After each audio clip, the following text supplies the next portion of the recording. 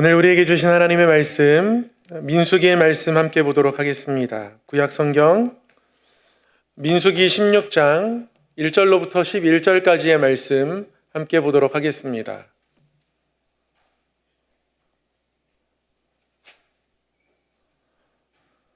민수기 16장 1절로부터 11절까지의 말씀 한 절씩 교독하도록 하겠습니다. 레위의 증손 고핫의 손자 이스할의 아들 고라와 르우벤 자손 엘리압의 아들 다단과 아비람과 벨렛의 아들 온이 당을 짓고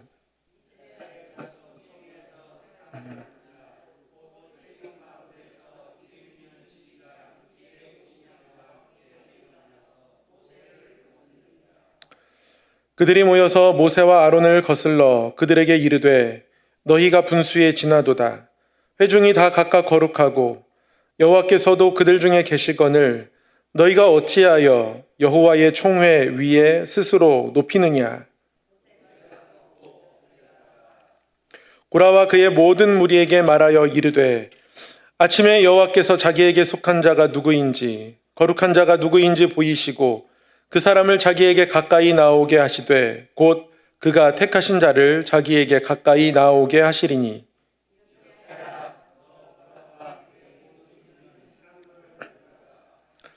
내일 여호와 앞에서 그 향로에 불을 담고 그 위에 향을 두라. 그때 여호와께서 택하신 자는 거룩하게 되리라. 레위 자손들아 너희가 너무 분수에 지나치느니라.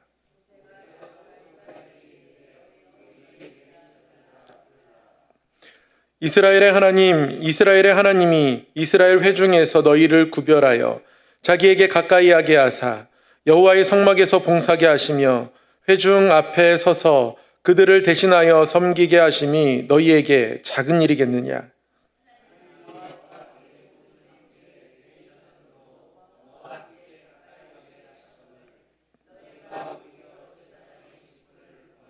함께요. 이를 위하여 너와 너의 무리가 다 모여서 여호와를 거스르는도다. 아론이 어떠한 사람이기에 너희가 그를 원망하느냐. 아멘. 오늘도 말씀 앞에 나오신 우리 성도님들 환영하고 축복합니다. 제가 오늘 저녁에 양천 근린공원 한 바퀴를 뺑 도는데요. 어느새 나무에 그렇게 잎이 무성하게 또 파릇파릇하게 맺혀 있는지 이 나무가 땅에 뿌리를 잘 심긴 상태에 있으면 겨울을 견디고 또 이렇게 생명력을 드러내는구나 감탄하게 되더라고요. 우리도 말씀에 뿌리를 내리고 있으면 하나님의 생명의 능력이 우리 삶에 임할 줄 믿습니다. 그런 의미로 서로에게 하면 이렇게 인사하겠습니다. 말씀이 생명력이 됩니다.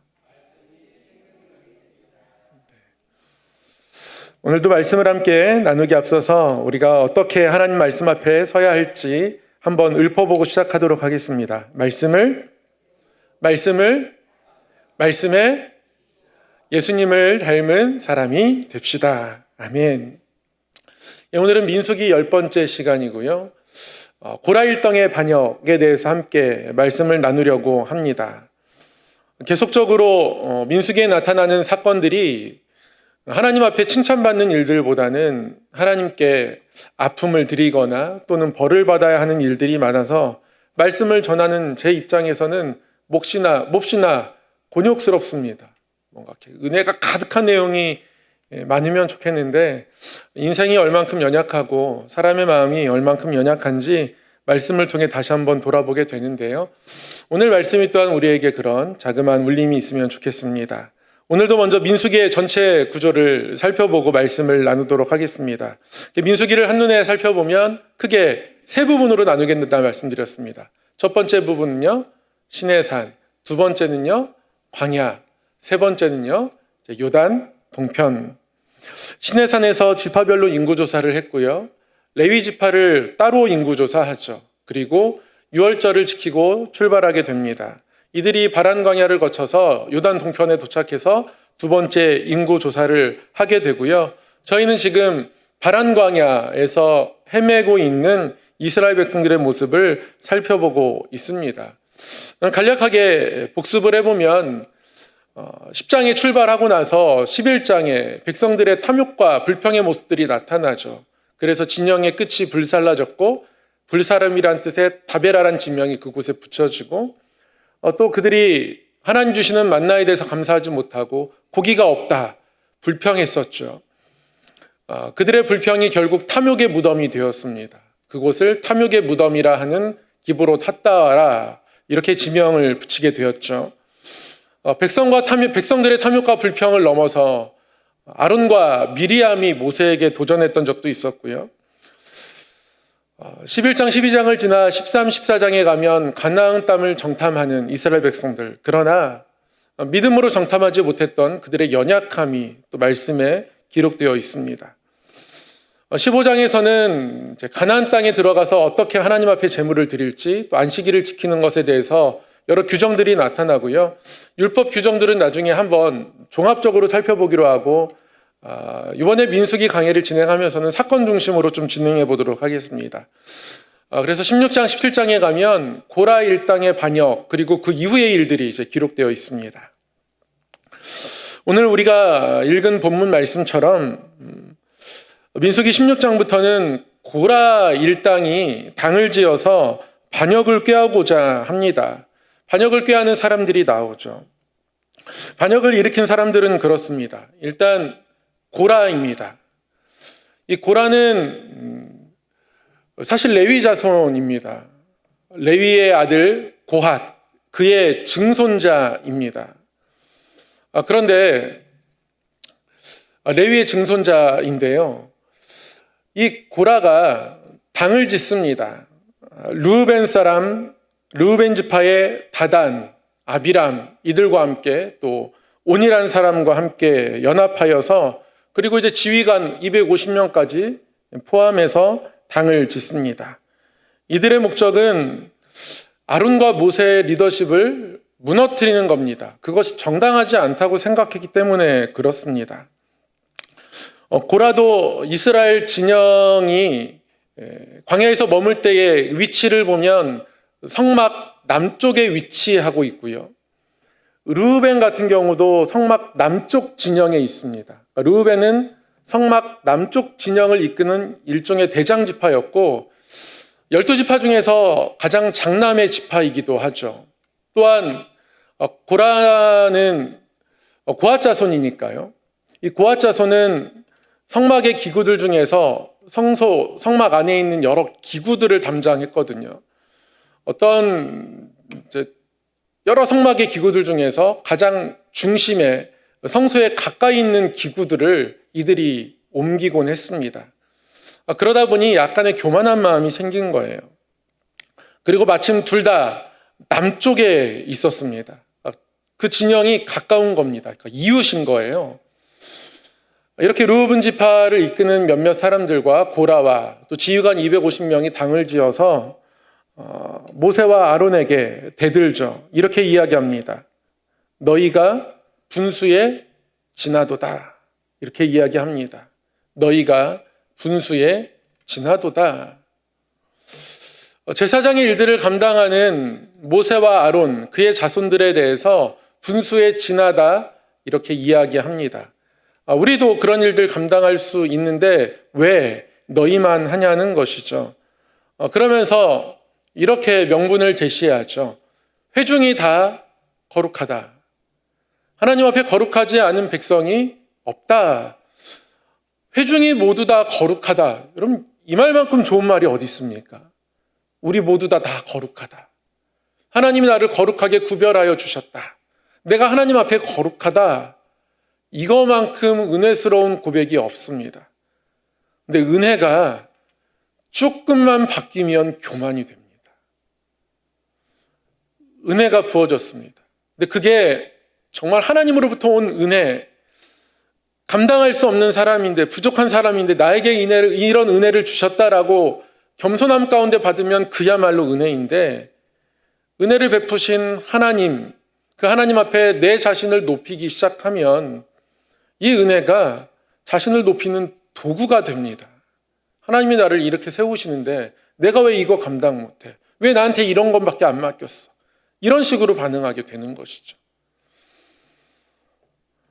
그리고 이렇게 모세와 아론에게 따집니다. 어찌하여 스스로 높이느냐? 모세와 아론은 하나님이 세우셨습니다. 더 이상 이들 눈에는 하나님이 보이지 않는 겁니다. 어찌하여 스스로 높이느냐? 이렇게 이들에게 달려듭니다.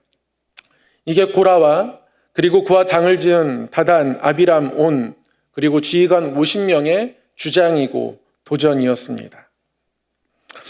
이들이 이렇게 반역을 일으킨 근본적인 이유가 무엇일까요?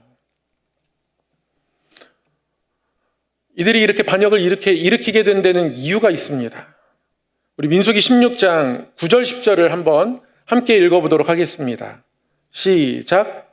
이스라엘의 하나님이 이스라엘 회중에서 너희를 구별하여 자기에게 가까이 하게 하사 여호와의 성막에서 봉사하게 하시며 회중 앞에 서서 그들을 대신하여 섬기게 하심이 너희에게 작은 일이겠느냐? 하나님이 너와 내 모든 형제 레위 자손으로 너와 함께 가까이 오게 하셨거늘 너희가 오히려 제사장의 직분을 구하느냐? 이렇게 모세와 아론에게 달려드는 고라 자손 그리고 고라와 그 일당들에게 하나님 모세를 통하여서 이렇게 말씀하십니다. 너희가 성막에서 봉사하고 그들을 대신하여 섬기게 하심이 작은 일이겠느냐라고 이렇게 말씀하십니다.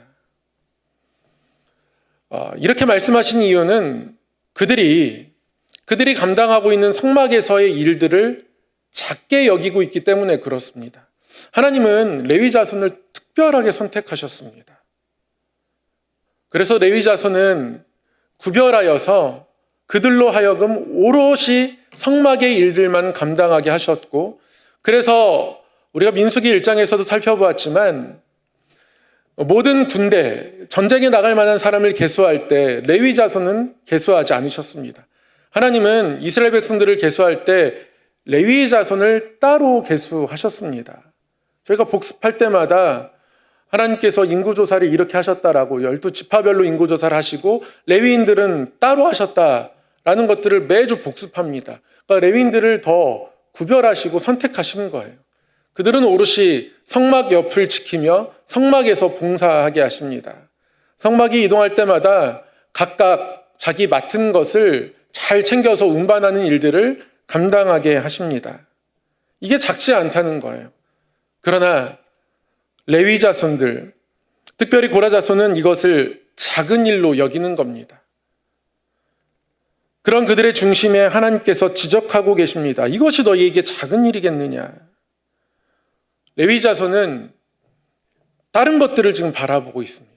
제사장의 일들. 제사장이 성소 안에 있는 그 떡상에 떡을 진설하고 성소 안에 있는 그 향이 사라지지 않게, 사그러지지 않게 항상 향을 피우고 이런 일들을 감당하는 것을 보면서 그들이 더 하나님 가까이 나아간다고 생각하는 거예요. 나는 저거 왜 못하지? 이런 생각하는 겁니다. 그런데 하나님 보실 때 이것은 옳지 못한 생각이었습니다. 하나님이 그들의 중심을 정확히 아십니다. 우리가 하나님 앞에 거룩하게 된 은혜를 받아서 저 성막 봉사하는 일들을 사모한다, 이런 게 지금 아닌 거예요. 욕심으로 하나님의 일들을 바라보고 있는 겁니다. 그래서 하나님 민수기 16장 9절 10절에서 모세 입술을 통하여 이렇게 지적하고 계신 겁니다. 그거 작은 일 아닌데 왜 작게 여기느냐? 왜 제사장의 직분을 너희가 구하느냐? 탐하느냐? 이게 이들의 반역의 이유였죠. 나에게 주신 자리를 가볍게 여기고, 그리고 다른 자리를 더 탐합니다. 그 다른 자리를 높은 자리라고 바라보는 거예요. 여기서부터 잘못된 겁니다. 예수님께서 달란트 비유를 들려주셨죠. 5달란트, 2달란트, 1달란트 받은 자들이 있었습니다. 5달란트 열심히 일해서 남기죠. 2달란트 받은 자 열심히 일해서 남깁니다. 근데 1달란트 받은 자는 열심히 일하지 않습니다.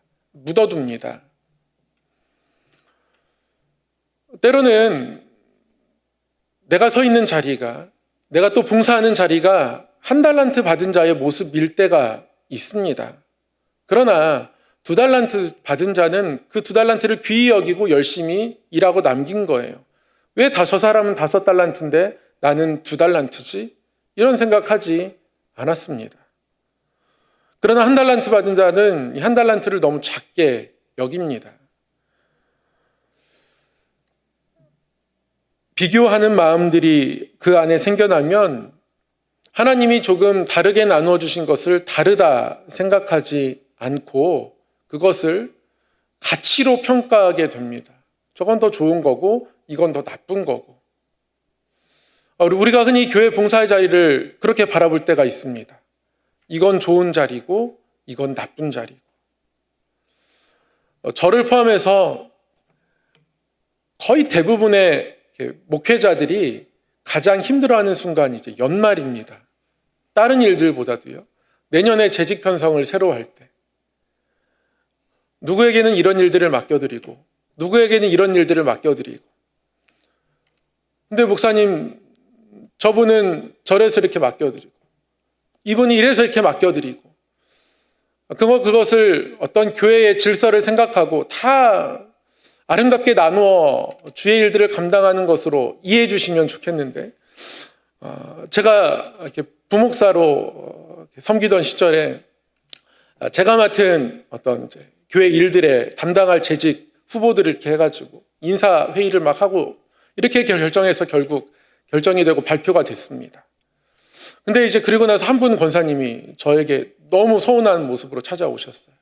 그랬더니, 목사님 왜 여기 임원에서 저를 빼셨냐. 권사님 그동안 올해 또 잘 해오셨고 다른 분들도 이 자리를 감당하면 좋을 것 같아서 이렇게 했습니다. 제가 조곤조곤 이렇게 설명을 드렸는데요. 나중에는 오해를 푸셨지만 그 권사님께서 하신 말씀이, 목사님 제 남편이 교회도 안 나오고 그리고 제가 얼굴이 못생겨서 그렇게 한 거 아닙니까? 이렇게 말씀하시는 거예요. 근데 저한테는 다 비슷하거든요. 뭐 누가 더 예쁘고 누가 뭐 덜 예쁘고 뭐 그런 마음 갖지 않습니다. 저는 제 아내 외에는 뭐 다 똑같이 바라봅니다. 하나님이 그런 은혜를 주셔가지고 진짜 그렇거든요. 근데 정말 생각지도 못했던 서운함을 드러내셔가지고 근데 그때 제가 깨달았죠. 이렇게 남편이 교회 안 나오고 혼자 교회 나오시거나 이럴 때는 조금 더 마음이 힘드실 수 있구나. 제가 조금만 이분을 배려해드렸으면, 권사님 이번에는 이러이러한 이유로 이렇게 해서 합니다. 잘 도와주시고 잘 알려주시고 뭐 이러면 좋겠습니다라고 조금 더 배려해드렸으면 좋았겠다라는 생각은 제가 나중에 했고, 제가 그런 방법을 취하지 못한 것에 대해서는 또 죄송하다고 말씀을 드렸고요. 지금도 그래서 저한테 종종 연락 주십니다. 저를 너무 좋아해 주시고요. 그 이후에 아무튼 그런 일들이 있습니다. 이런 일들을 제가 몇 번 이렇게 겪고 나니까 연말에는 어떤 인사 조직을 새로 하면서 너무너무 긴장이 이제 많이 되는 거예요. 주신 자리를 다 귀하게 여긴 마음이 필요하죠. 좋고 나쁜 게 어디 있겠습니까? 하나님의 일들은 다 귀한 겁니다. 에베소서 2장 말씀처럼 함께 지어져 가는 겁니다.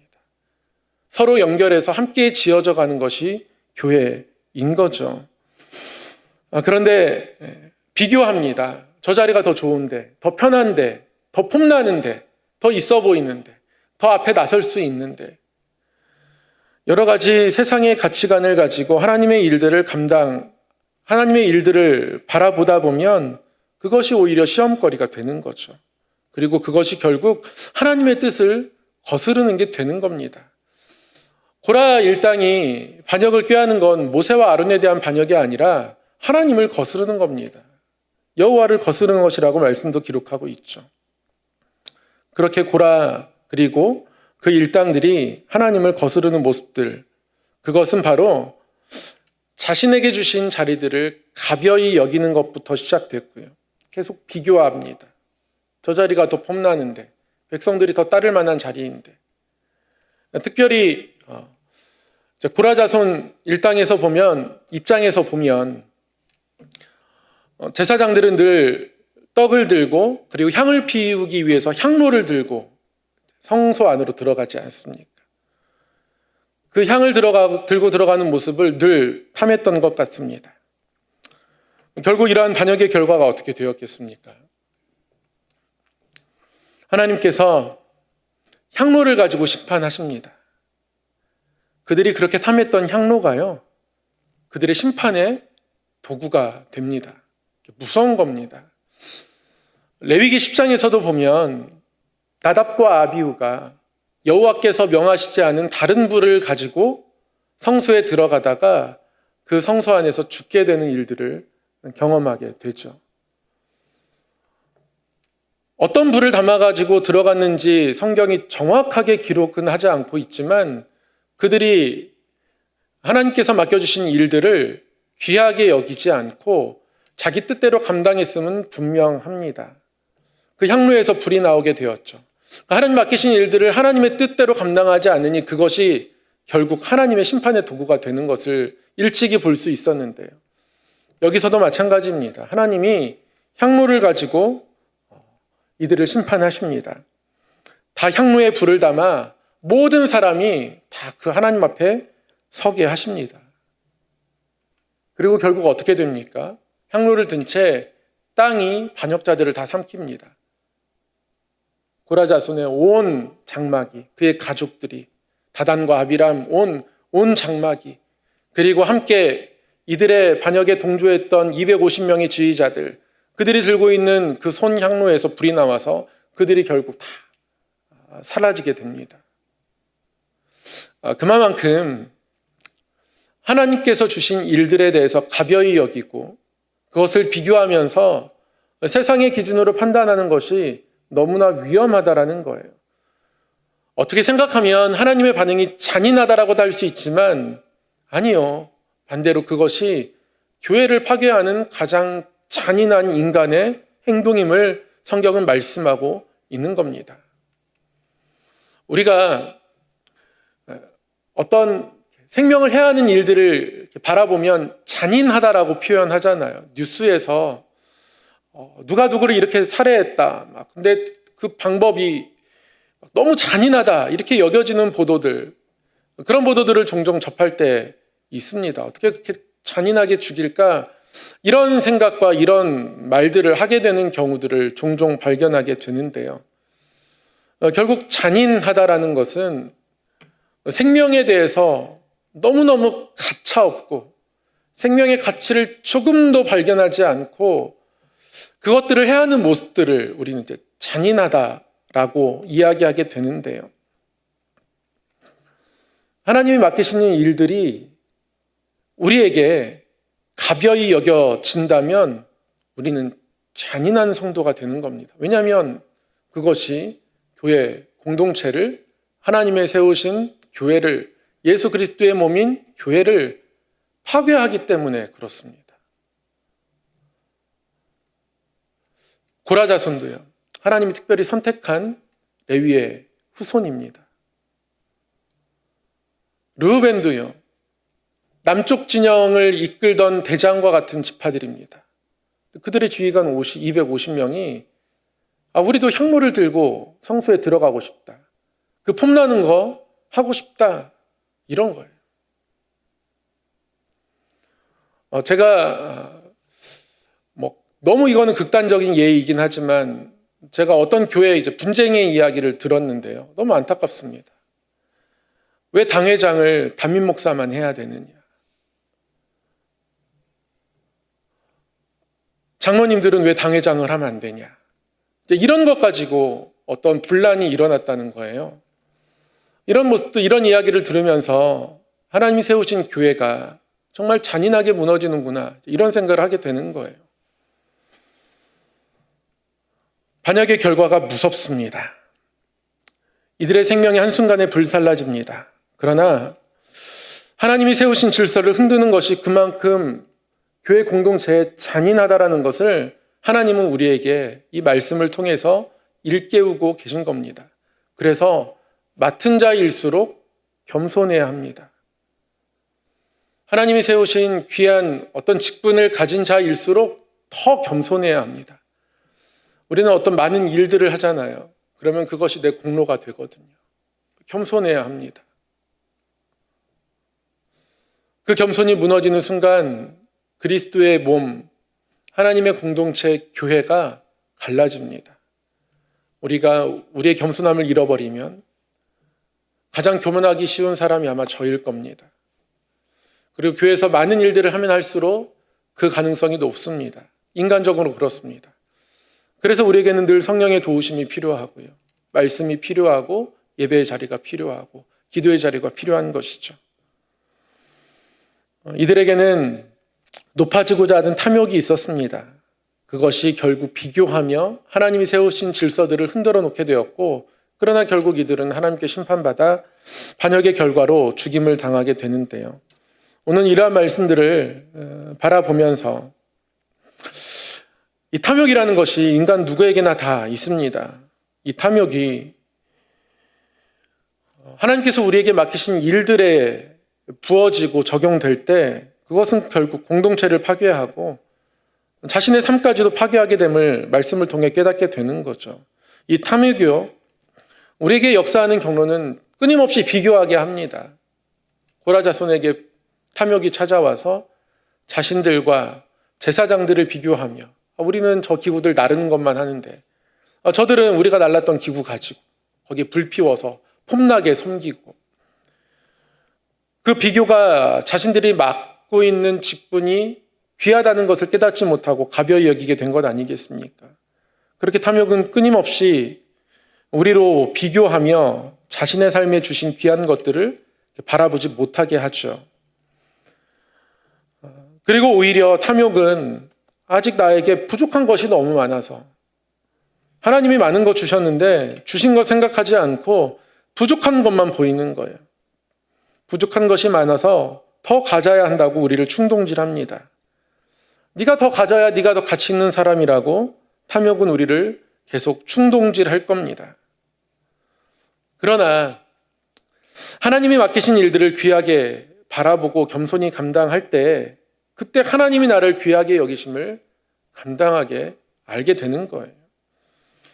사랑하는 우리 성함의 성도 여러분, 하나님이 우리에게 맡겨주신 일들을 겸손히 감당할 때, 귀하게 감당할 때, 그때 하나님이 우리를 귀하게 여기셨구나라는 것을 알게 됩니다. 하나님이 맡기신 일들이 귀하게 여겨지지 않는데 어떻게 하나님이 나를 귀하게 여기신다고 느낄 수 있을까요? 알 수 있을까요?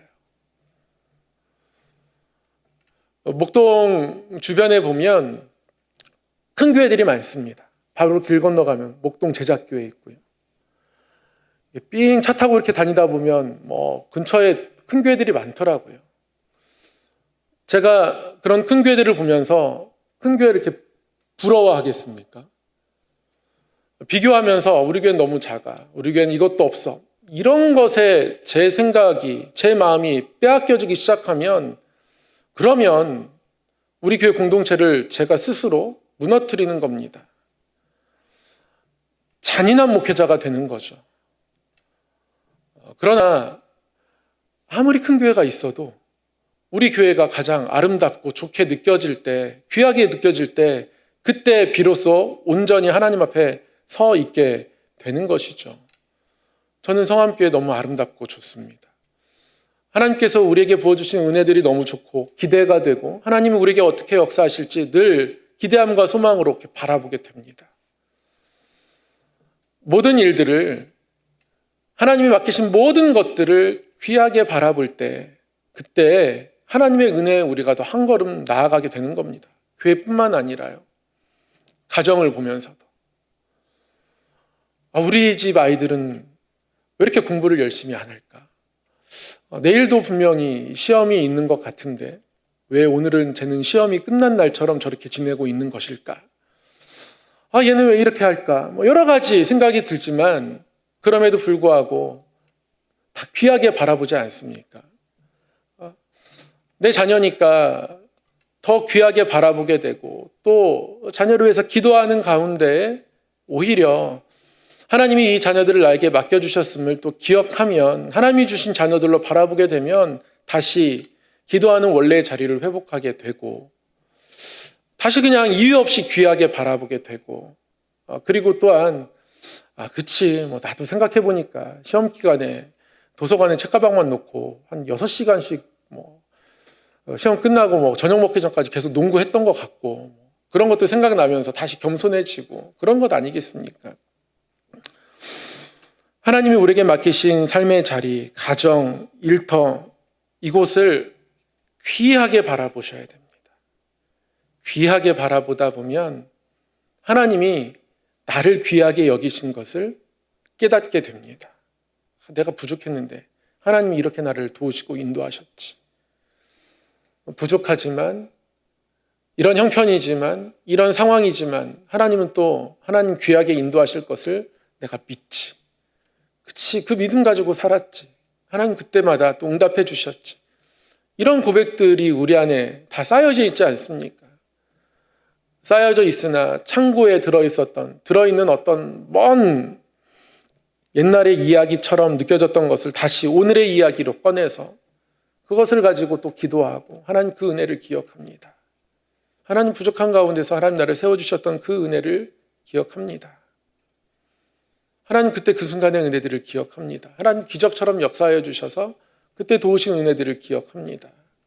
하나님 그때 너무 어려웠는데 그때 하나님 지혜 주셔서 지나가게 하신 것들을 기억합니다. 하나님 그때 참 어렵고 힘들고 어떻게 해야 될지 몰랐는데 끝까지 하나님 붙들고 신뢰하게 해주셔서 감사합니다. 그런 순간들 막 있지 않습니까? 저도 그런 순간들을 막 생각하면 스쳐 지나갑니다. 결혼 준비를 할 때, 아이가 중환자실에 있을 때 여러 순간들이 스쳐 지나갑니다. 늘 완벽한 조건은 없었던 것 같아요. 그러나 그 가운데서 하나님의 은혜만을 붙잡고 살아갈 때 없었던 곳에 길이 생기고 삶이 미로와 같았지만 하나님 막혀진 그 한 칸을 착 들어 올리셔서 너 여기로 지나가면 돼. 지나가거라. 그래서 미로와 같을 때조차 하나님이 다시 나를 위하여서 나만의 길을 만들어 주실 것을 바라보고 구하고 기도하게 되는 것. 그것이 우리의 삶의 자리 아니겠습니까? 오늘 말씀을 통해서 탐욕이 우리로 하여금 다른 것들을 바라보게 하는데요. 아니요. 비교하지 말고 나에게 주시는 은혜들만을 기억할 때 그것이 너무나 소중한 것을 우리가 알게 될 때 그것들을 바라볼 때 하나님이 정말 나를 귀하게 여기셨구나. 하나님 그래서 나에게 이런 일들을 맡겨주셨구나. 이렇게 고백하면 정말 큰 은혜의 하나님을 만날 수 있습니다. 거기가 우리가 살아가는 삶의 자리이고 거기가 우리가 예배하는 자리이고 그 자리가 우리가 기도하는 자리이고 거기가 우리가 하나님 품에 안기는 자리 아니겠습니까?